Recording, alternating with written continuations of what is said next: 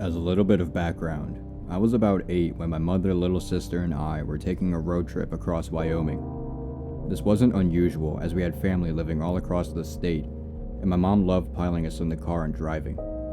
My memory of this event is kind of patchy, and I remember it more for the way my mom reacted than for the event itself. I don't remember exactly where this was, or where we were really headed, but anyone who has ever driven through Wyoming knows that the roads are mostly deserted. We had been driving for several hours at this point behind an older green and white truck. We were approaching a gas station, and I remember my little sister being so excited because she wanted to get those little bottles made of wax that had juice in them. The green and white truck pulled into the gas station, and we follow. We use the restroom, get some snacks, and my mom fills up the car with gas, and we get back into the car and back on the road.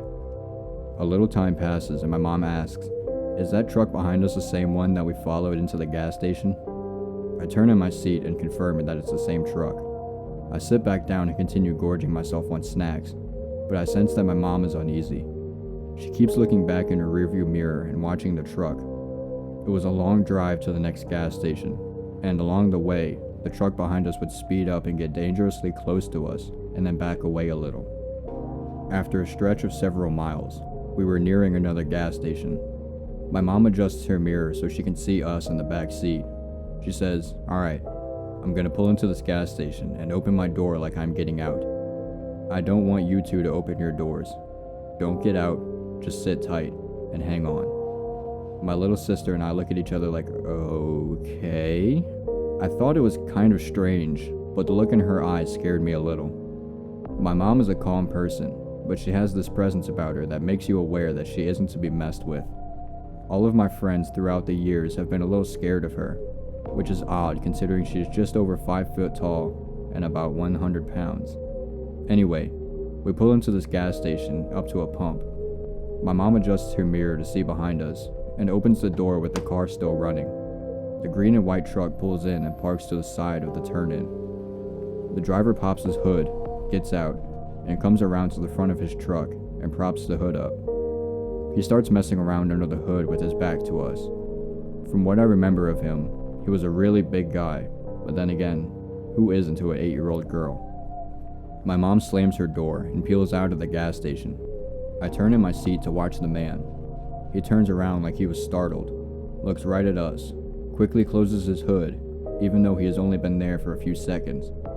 At this point, my mom is driving so fast that I lose sight of him. I was terrified, and I knew it must have been serious for my mom to drive like this.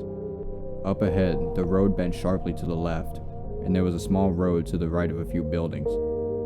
Just before the bend, my mom slams on the brakes, pulls the steering wheel all the way to the right, and like it was out of an action movie, slides around the corner. She speeds through the small parking lot of one of the buildings and parks behind it. From our vantage point, we were hidden from traffic behind us, but could see anyone passing. A short time later, we watched the green and white truck speed right past us and around the bend in the road. Obviously, my sister and I were very shaken up. My mom asks if we need to use the restroom, and I said yes. She said she did too, but we would wait here for a bit, and then make our way to the next station. I'll never forget what she said next, because it was so out of character for her. She said, "I'd rather piss my pants in this car than be murdered on the side of the road." A little time passes and we got back on the road and we continued our trip. We had never seen that truck again.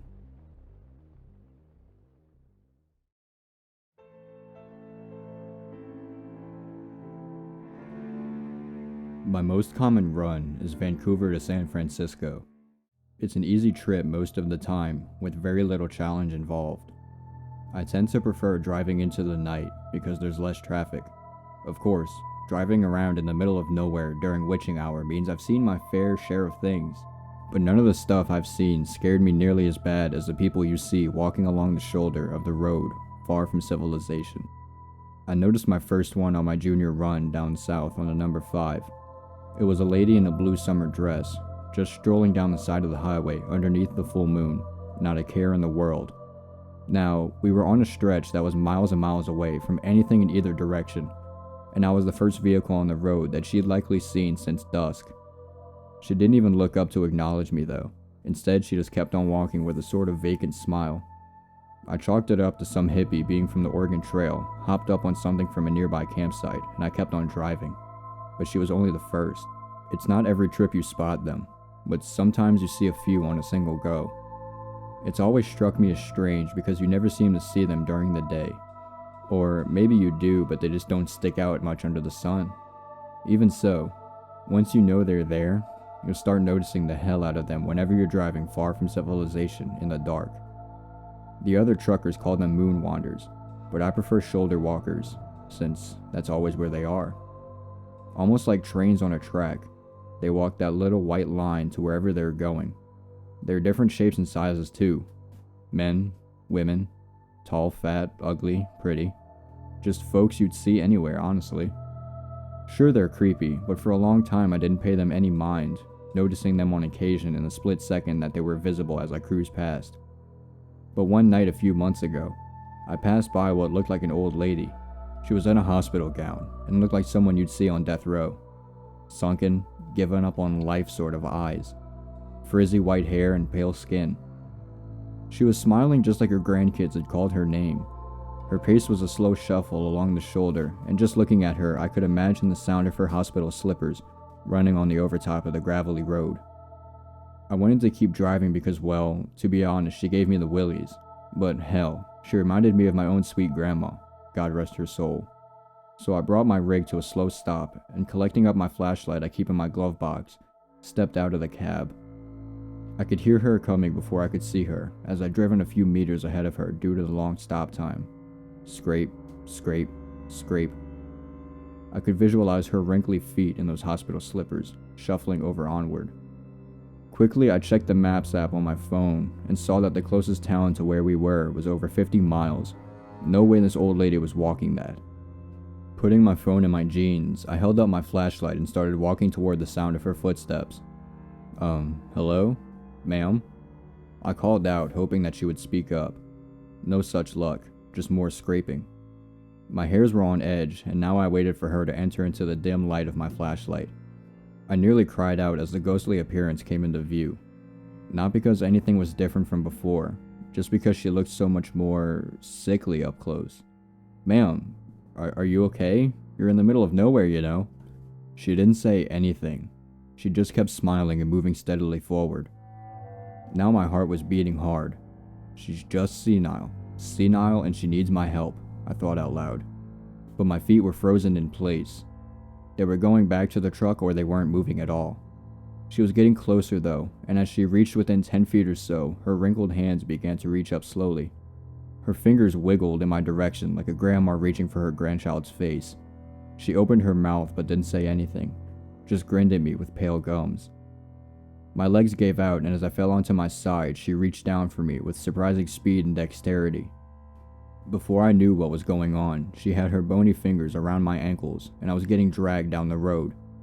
Desperately, I pulled back, but her grip was superhuman almost, and the addition of my weight didn't seem to slow her walk in the least.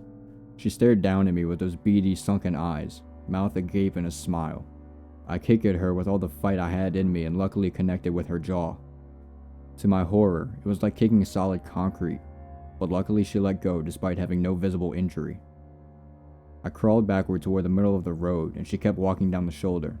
Her hands fell back to her side and her mouth closed into a tight-lipped smile, but her gaze stayed locked on mine as she slowly shuffled out of my flashlight's beam. I waited as the scraping bit by bit faded from my ears, and after what ended up being half an hour of stunned silence, I worked up the nerve to get up and go back to my rig.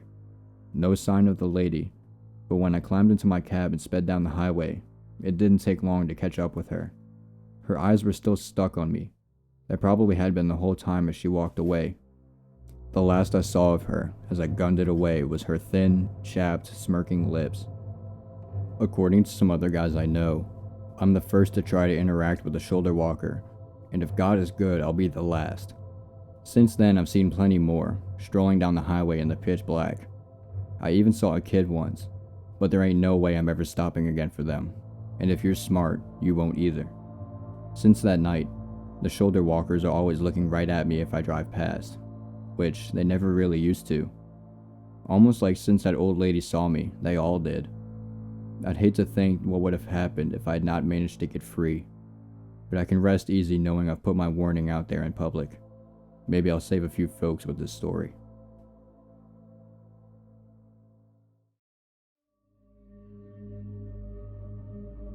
I was driving for Costco a few years back.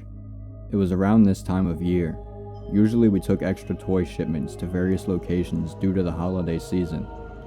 We got a call that one of our locations in rural Kentucky needed to restock their giant Spider-Man dolls. They knew I was a fast driver, so I was given the last-minute late-night duty. I loaded my truck and headed out on the 265. It was around 3 a.m. when I started to have this eerie feeling. I chalked it up to just being tired and popped a couple of no-dos. About 15 minutes later, the road started to fog up. I mean, more so than any other time before or since. It got to the point where I had to pull off to the side and wait. There weren't any other cars on the road, and I was ahead of time, so I figured I could wait until it cleared up a bit. About 5 minutes later, sitting in silence, my truck goes dead. No lights, no engine, nothing. I check my cell phone, and there's no signal. As I'm sitting there contemplating my next move, I hear what sounds like a child crying. It slowly morphed into a woman crying, or at least that's what it sounded like to me. Now I'm a big guy, 6'3", 250 pounds, but I refused to exit my cab. I manually rolled down my window and asked if anyone needed help. At that point the crying stopped. Then I heard what sounded like a sinister laugh. At that point, I felt like the laughter was directed at me. I rolled my window back up, and it seemed like the more scared I became, the louder the laugh went. Then as soon as it started, it stopped. And just like that, my truck started back up and the fog dissipated. I drove out of there like a bat out of hell. I get to the next truck stop and pull in. I run to the bathroom and pour water on my face and ask myself, did that just really happen?